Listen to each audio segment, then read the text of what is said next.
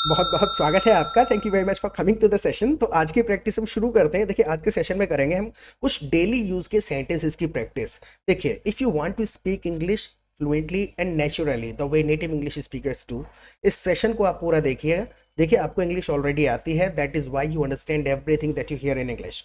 जो भी आप सुनते हैं सब आपको समझ में आता है, क्योंकि ग्रामेटिकल रूल्स आपको पता है, वोकेबलरी समझ में आती है, स्टोरी बना पाते हैं। तो ये चीज़ें क्यों हो रही हैं, उसका सबसे बड़ा रीज़न है we are trying to translate Hindi sentences into English. सारे की सारा ट्रांसलेशन का गेम है, हमें ट्रांसलेशन नहीं करना है। लोग कहते हैं, आपने कहते हुए सुना होगा कि हिंदी में मत सोचो, इंग्लिश में सोचो। तो वो इंग्लिश में सोचना कैसे है, उस चीज़ की हम यहाँ पे प्रैक्टिस करेंगे। पूरा सेशन आप देखिएगा, डोंट रश टू स्किप। जल्दी मत करिएगा स्किप करने में। I be sharing my screen with you, screen में आपके साथ में शेयर कर देता हूँ। प्रैक्टिस करने का बेस्ट तरीका बस यही है कि whatever you see on the screen in English you repeat every sentence after me loudly. और इन सेंटेंसेस को बोलने का कोई तरीका अगर आपके माइंड में आता है तो please do right your sentences in comment section. आपके सेंटेंसेस ठीक होंगे तो हम I give U A like, और गलत होंगे तो हम उनको करेक्ट कर देंगे और एक्सप्लेन कर देंगे कि गलती कहाँ पर हो गई है। राइट। होता क्या है, एक बात को कहने के 100 तरीके हो सकते हैं, लेकिन 300 से ज्यादा स्ट्रक्चर्स नहीं होते हैं। सिचुएशंस 300 ही हैं। उन 300 सिचुएशन में सेंटेंस कहाँ से स्टार्ट करना है, बस ये सीखना है आपको। राइट। जैसे चार्जर खराब है या पेन, अब ये एक सेंटेंस है। राइट। लिटरली ट्रांसलेशन नहीं करेंगे। देखिए कितने तरीके से इस बात को हम कह सकते हैं। बिल्कुल सिंपल तरीका, इज द चार्जर फॉल्टी और द पेन। बिल्कुल सिंपल बेसिक ग्रामर है, इज द चार्जर फॉल्टी और द पेन। फॉल्टी की जगह पे आप ब्रोकन लगा सकते हैं, इज द चार्जर ब्रोकन और द पेन। तो वोकेबलरी बहुत सारी होती है हमारे पास में, आप ऐसे कह सकते हैं, इज द चार्जर डैमेज्ड और द पेन। राइट। अब 3 वर्ड्स आपने यहां इस्तेमाल कर दिए, लेकिन यहां पर आपने बिल्कुल बेसिक सेंटेंस स्टार्ट किया, इज द चार्जर फॉल्टी और द पेन। अब स्ट्रक्चर की बात आती है कि इसी बात को आप दूसरे तरीके से भी घुमा सकते हैं, इज इट द चार्जर, क्या चार्जर है, is it the charger that's faulty और is it the pen. Right. तो होता क्या है कि ये स्ट्रक्चर्स हमको पता होने चाहिए कि कुछ सिचुएशन में ये वाला सूट करेगा और कुछ सिचुएशन में ये सूट करेगा, क्योंकि हम इडियोमेटिक तरीके से बात करने के आदी हैं। तो हम एम्फेसाइज करके हमारे माइंड में एक फीलिंग आती है, एम्फेसाइज करके हमको स्ट्रक्चर बनाना नहीं आता तो हम रुक जाते हैं। हमको लगता है यार ये नॉर्मल सी बात लग रही है कहने में, तो वो माइंड में रह जाता है सेंटेंस। आप पूरा सेशन देखिए, don't get bored, the session is not gonna be very long, it will hardly be 15 minutes I believe. Right. Look at the next sentence. मुझे तो दोनों ही खराब लग रहे हैं। Actually this conversation is going on between husband and wife at home. घर पे हस्बैंड और वाइफ के बीच में बात चल रही है ना। वाइफ इज सेइंग कि मुझे तो दोनों ही खराब लग रहे हैं। राइट। अब देखिए समस्या कहाँ आती है कि हम ये सारे शब्दों के पीछे पड़े हुए हैं। फीलिंग समझिए, किसी से आपने पूछा है इज द चार्जर फॉल्टी और द पेन, किसी ने आपसे पूछा, आप सिंपल कह सकते हैं आई थिंक इट्स बोथ। मुझे लग रहा है दोनों ही खराब है, आई थिंक इट्स बोथ। राइट। अब ये चीजें थोड़ा सा बस इतना लॉजिक हमको पता होना चाहिए कि इट का भी इस्तेमाल करा जा सकता है, क्योंकि हम दोनों की बात कर रहे हैं, हम अवस्था की बात कर रहे हैं। I think it's both. Right. या फिर आप इस तरीके से कह दीजिए, सेंटेंस भी बना सकते हैं normal, both same faulty to me, both same faulty to me. Right. मुझे लग रहा है दोनों दोनों के दोनों खराब है, both seem faulty to me. या फिर आप ऐसे कह सकते हैं, I think both are faulty, I think both are broken, I think both are damaged, I think both are malfunctioning, I think it's both. Right. तो एक बात को कहने के तरीके हमको जब तक पता नहीं चलेंगे ना कि एक सिचुएशन में क्या कहा जा सकता है, तब तक हम अटकते रहेंगे। क्योंकि इस प्रकार का एक सेंटेंस आएगा, इसकी ट्रांसलेशन हम बनाएंगे, उसमें अटक के रह जाएंगे, क्योंकि कुछ एक सेंटेंसेस हैं जिनका बन पाता है ट्रांसलेशन।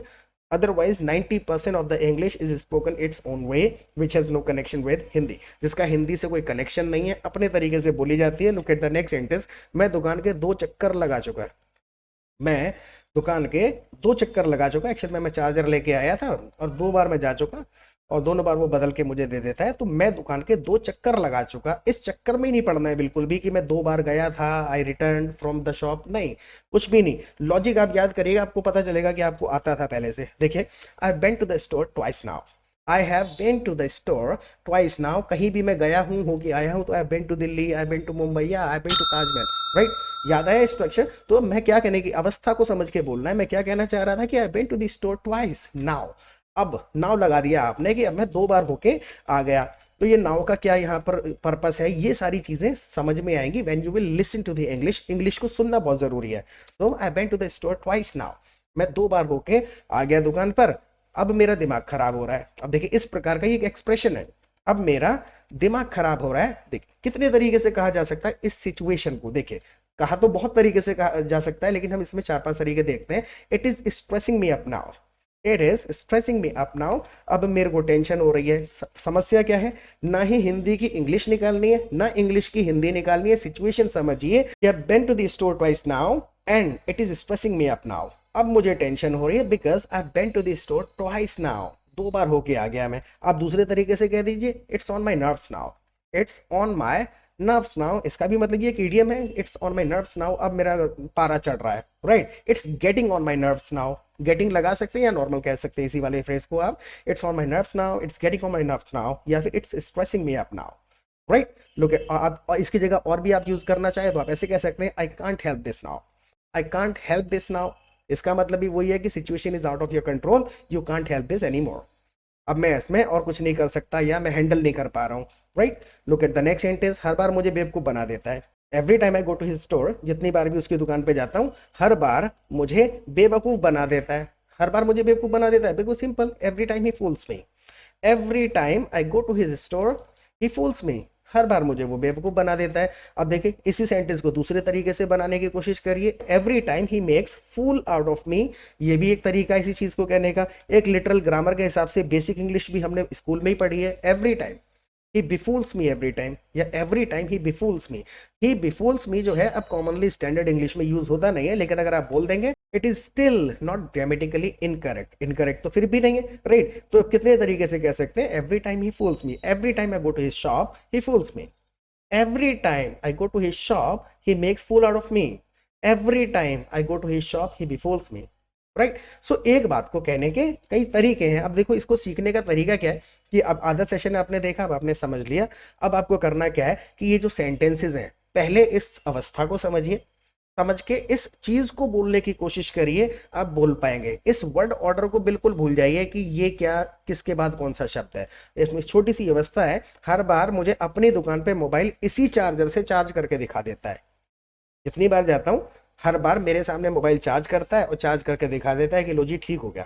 फीलिंग को बताएंगे तो बिल्कुल बोल पाएंगे, लेकिन अगर इसके ट्रांसलेशन में लगेंगे तो नहीं बोल पाएंगे। तो पॉज करके आप पहले ट्राई करिए खुद से और अपना सेंटेंस जरूर लिखिएगा। ये सेंटेंस नहीं है, 2-3 सेंटेंसेस है इसमें, आप लिखने की कोशिश करिए और पॉज करके तब तक आप अपना दिमाग भी लगाइए। एक छोटी सी मेरी बात भी सुनिए, अगर आप हमारे चैनल पे पहली बार आए हैं तो प्लीज़ चैनल को सब्सक्राइब जरूर कर लीजिएगा, क्योंकि रोजाना एक वीडियो अपलोड करते हैं हम अपने चैनल पे। 200 से ज़्यादा वीडियोस ऑलरेडी अपलोडेड है हमारे चैनल पे, जिसमें कॉन्वर्सेशन प्रैक्टिस सेशन है, सेंटेंस स्ट्रक्चर्स हैं, ग्रामेटिकल रूल्स बड़ा डीपली समझाए हुए हैं। इस वीडियो को देखने के बाद चैनल को जरूर एक्सप्लोर करिएगा। सब्सक्राइब बटन छोटा सा रेड कलर का बटन होगा और नोटिफिकेशन बेल आइकन को जरूर दबाइएगा, जिससे कि जैसे हमारा वीडियो अपलोड हो आपको नोटिफिकेशन मिल जाए। और दूसरा, आप हमारी लाइव क्लासेस अटेंड कर सकते हैं। लाइव क्लासेस के देखिए 2 फायदे होंगे। सबसे पहले तो हम आपको अपने कम्युनिटी में, अपने ग्रुप में ऐड कर लेंगे, जहां पर आप दूसरे पार्टिसिपेंट्स के साथ प्रैक्टिस कर सकते हैं रियल सिचुएशन में। जो ऑल्टरनेट्स हम यहाँ पे डिस्कस कर रहे हैं ना, 1 2 3 4 5, एक बात को कहने के 5 तरीके, रियल सिचुएशन में जब आप प्रैक्टिस करेंगे ना, तो होता क्या है, ग्रुप में 200 करीबन पार्टिसिपेंट्स होते हैं, तो उनके साथ जब आप कॉन्वर्सेशन करते हैं, ग्रुप में बातचीत चलती रहती है, तो हर बंदा अपने अपने तरीके से उस बात को कहता है, राइट। कोई बेसिक इंग्लिश लिखता है, कोई उसकी जगह पे ईडियम यूज कर लेता है, कोई फ्रेसेस यूज करता है, कोई अपना एडवांस्ड लेवल है किसी का तो अपने तरीके से उस बात को लिखता है, कोई हार्ड वोकेबलरी यूज करता है। तो ब्रॉड इंग्लिश हमको पता चलती है। अच्छा, एक बात को कितने तरीके से कहा जा सकता है, एक सिचुएशन में क्या क्या कहा जा सकता है। अकेले जब हम प्रैक्टिस करते हैं तो हम करते क्या है, ग्रामेटिकल रूल्स को समझते रहते हैं, उनके बेसिस पे हिंदी में सेंटेंस सोचते हैं, उसको ट्रांसलेट करते रहते हैं, और ट्रांसलेशन से 10% इंग्लिश बन पाती है। Because I already told you 90% of the English has no connection with in Hindi, जिसका हिंदी से कोई कनेक्शन नहीं है, अपने तरीके से बोली जाएगी। तो रियल सिचुएशन में प्रैक्टिस आप कर पाएंगे, एक आपको एटमॉस्फेयर मिल जाएगा। वहाँ पे क्या होता है, सिर्फ आप चैटिंग नहीं करते हैं, जब आप थोड़ा क्लोज हो जाते हैं, फ्रेंड्स बन जाते हैं, तो आप फोन पे बात कर सकते हैं, जिससे प्रोनाउंसिएशन सुधरती है, आदत पड़ती है प्रोनाउंसिएशन की, एक सेंटेंस को कंप्लीटली बोलना कैसे है, राइट। और जब और ज़्यादा क्लोज हो जाते हैं, 10-5 लोग जानने लगते हैं एक दूसरे को, तो लोगों ने क्या किया हुआ है, गूगल मीट है, जूम है, तो अपना टाइम डिसाइड करते हैं, दिन रात जब भी टाइम मिलता है अपना मीटिंग स्टार्ट करते हैं, जूम पे, गूगल मीट पे, ग्रुप में बैठ के जब प्रैक्टिस करते हैं ना, रियल सिचुएशन में किसी मुद्दे पे बात करते हैं, तो अंदर से निकल के आती है और पता चलता है कि हम कितनी इंग्लिश नेचुरली बोल पा रहे हैं। ट्रांसलेशन अलग चीज है, फ्लुएंटली इंग्लिश में बात करना एक अलग चीज है, एक्सप्रेस कर पाना एग्जैक्ट फीलिंग को, उसको अगर आपको एग्जैक्ट फीलिंग को एक्सप्रेस करना सीखना है, कंटिन्यूअसली बोलने की आदत अगर डालनी है, then you will have to practice in real situation. आपको रियल सिचुएशन में बात करनी पड़ेगी तो आप ग्रुप को ज्वाइन कर सकते हैं, और दूसरा शाम को जब हमारी लाइव क्लासेस होती है तो वहां पर भी simply come together every evening and we discuss anything in English. 2 घंटे हम बात करते हैं इंग्लिश में, किसी रैंडम टॉपिक पे बात करने लग जाते हैं, कुछ सेंटेंसेस को डिस्कस करते हैं, लोग अपने अपने कंसेप्ट पूछते हैं, ग्रामेटिकल रूल्स कि ये मेरा सेंटेंस ठीक है या नहीं, ये लिटरल ग्रामर के हिसाब से ऐसे बन रहा है, इसको ईजिली कैसे कहा जा सकता है। जब डिस्कशन में आप बैठेंगे 1.5-2 घंटा रोजाना इंग्लिश सुनेंगे, डिस्कशन सुनेंगे, concepts क्लियर हो जाएंगे and you will start speaking English fast, fluently and confidently the way you want to speak, क्योंकि आपने इंग्लिश सुनी होगी ना कि बनाई होगी। इंग्लिश बनाई नहीं जाती है, सुनी जाती है और अडॉप्ट करी जाती है, और उन सेंटेंसेस को थोड़ा बहुत मॉडिफाई करके हम अपने कॉन्वर्सेशन में यूज करते हैं। और फीस की बिल्कुल चिंता मत करिएगा, छोटा सा अमाउंट है। Now let's get back to it now, कि हर बार मुझे अपनी दुकान पे मोबाइल इसी चार्जर से चार्ज करके दिखा देता है। आई होप कि आपने लिखा होगा पहले इस सेंटेंस को, राइट। नाउ देखो, every time he charges this mobile, her bar every time he charges this mobile with the same charger, इसी चार्जर से कर देता है। Every time he charges this mobile, देखिए बिल्कुल बेसिक ग्रामर यूज हो रही है, ही के साथ एस लगा दिया है। Every time he charges this mobile with the same charger at a shop in front of me. In front of me, इसमें छोटी छोटी चीजें हैं, वो कुछ आगे पीछे हो सकती हैं, कुछ को नहीं किया जा सकता। बोल के आएगा every time he charges this mobile in front of me with the same charger at a shop, अपने मेरे सामने अपनी दुकान पे इस चार्जर से ही मोबाइल चार्ज करके दिखा देता है।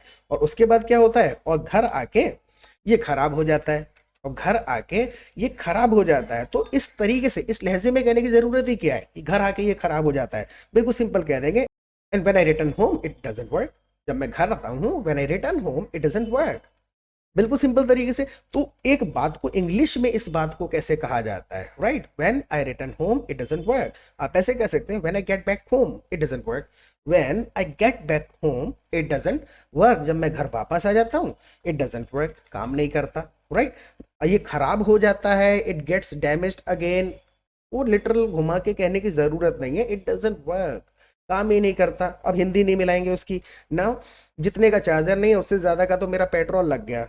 कैसे लग गया, because I have been twice to the store, I have been twice to the store, 2 बार होके आया हूं, तो जितने का चार्जर नहीं है उससे ज्यादा का तो मेरा पेट्रोल लग गया। तो जितना और उतना जोड़ने की जरूरत नहीं है। देखिए कितना सिंपल सेंटेंस है, बिल्कुल simple. I have spent more on fuel, मैंने ज्यादा खर्च कर दिया है, I have spent more on fuel than the cost of this charger, I've spent more on fuel than the cost of this charger, जितने का चार्जर नहीं है उससे ज्यादा का पेट्रोल खर्च कर दिया है, तो I've spent more on fuel than the cost of this charger, I've been twice to the store now, 2 बार हो के आया हूँ चार्जर की दुकान पर, बहुत दूर है, it's about 5 kilometers away from here, from my house, okay, so अब ये कहीं रख दो, मैं शाम को बाजार जाऊंगा, अब ये कहीं पे रख दो, because I'm fed up now, fed up now आप कह सकते हैं, अब तो भैया दिमाग खराब हो गया, फेड अप नाउ भी कहा जा सकता है, इसी चीज से दुखी हो गया मैं इससे, सो हम फेड अप नाउ, ओके। सो अब ये कहीं रख दो, अब शाम को बाजार जाऊंगा, कई तरीके से कह सकते हैं, put it aside for now, put it aside, put it away, keep it aside, 100 तरीके से कहा जा सकता है। So put it aside for now, I go to the market again in the evening, मैं शाम को बाजार जाऊंगा दोबारा, I go to the market again in the evening, put it aside for now, अभी के लिए अलग रख दो, अभी के लिए। अब देखिए हिंदी में हम ऐसे नहीं कहते अभी के लिए रख दो, हम कहते हैं अभी रख दो, राइट। तो बिल्कुल हिंदी से इंग्लिश मिलानी नहीं है, ये धीरे धीरे कैसे आएगा आदत में, ये सारी चीजें तभी आएंगी जब आप लोगों की इंग्लिश सुनेंगे, ग्रुप में बैठ के बात करेंगे, रियल सिचुएशन में बोलेंगे, तो अपने आप समझ में आ जाएगा, अच्छा इस बात को ऐसे कहना है, इतने सेंटेंस से काम चलता है, राइट। हिंदी से मिलान नहीं करेंगे, जब तक अकेले प्रैक्टिस करते रहेंगे ना तब तक यही आदत आएगी कि पहले हिंदी में सेंटेंस आएगा, फिर इंग्लिश बनाएंगे, और वही सबसे बड़ी गलती है, भले ना बनाओ लेकिन ट्रांसलेशन नहीं करना है, सिचुएशन। हम यहाँ हिंदी क्यों लिखते हैं, ताकि सिचुएशन पता चले किस विषय में बात हो रही है, राइट। सो जो नुकसान होना था वो हो गया, अब दूसरी जगह से नया चार्जर ले आना।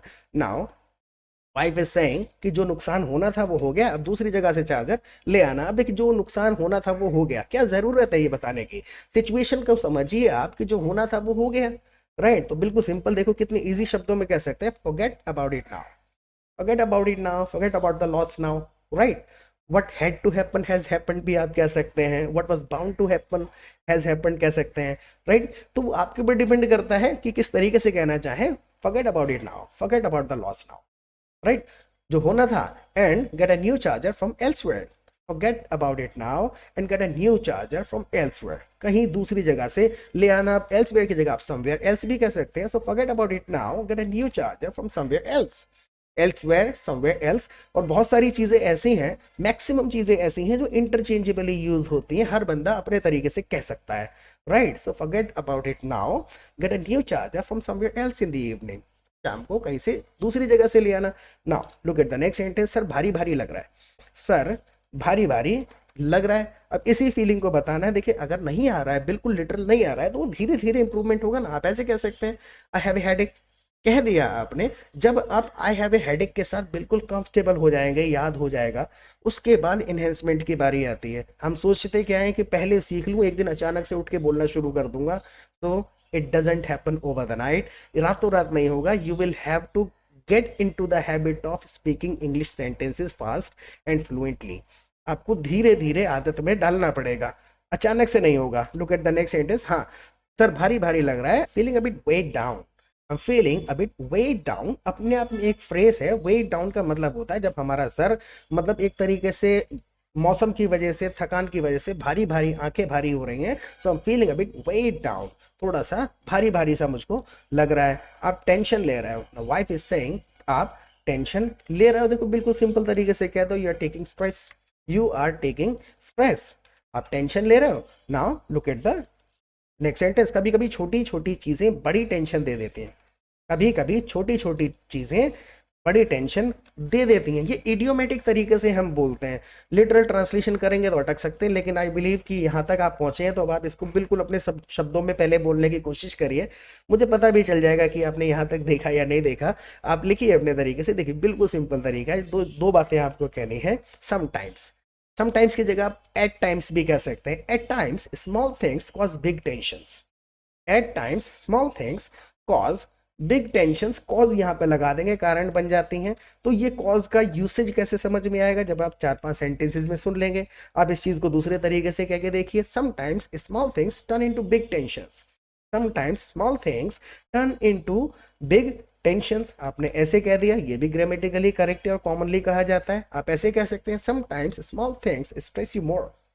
Sometimes small things stress you more. ऐसा नहीं. देखिए एक्चुअल में क्या है कि ये कोई यूपीएससी के क्वेश्चन थोड़ी ना है. फीलिंग है, अपने ऊपर डिपेंड करेगा किस तरीके से एक्सप्रेस करना चाह रहा हूं, क्या फील कर रहा हूं एग्जैक्टली. लेकिन उस एग्जैक्ट फीलिंग को एक्सप्रेस करने के लिए सेंटेंस स्ट्रक्चर आना चाहिए. जो वर्ड इस्तेमाल कर रहे हैं वो अपनी जगह पे लगाना आना चाहिए. और इसके बारे में प्लीज फीडबैक दीजिए कि इससे थोड़ा बहुत आपको लॉजिक ऑफ इंग्लिश समझ में आया या नहीं आया. I have already given my WhatsApp number. अब लाइव क्लासेस में आइए और प्रैक्टिस करते रहें. फिर मिलेंगे एक नए सेशन के साथ. Till then bye.